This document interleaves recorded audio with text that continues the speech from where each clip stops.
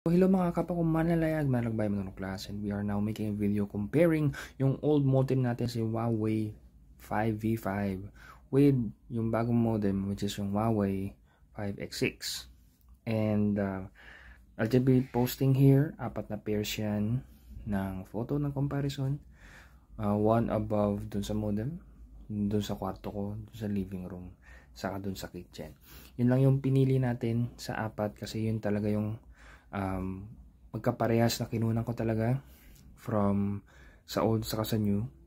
Kasi dun sa new na video natin, kumuha ko sa kwarto ni mama, kumuha ko dun sa guest room. Pero dun sa old, hindi ako kumuha sa kwarto nila mama, kinuhanan ko yung balcony kasi hindi rin ako kumuha sa guest room.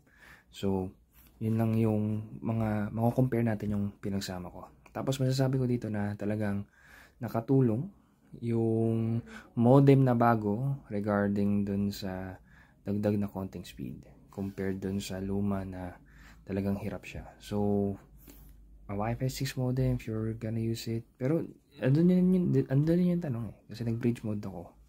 So basically dun sa lumang modem.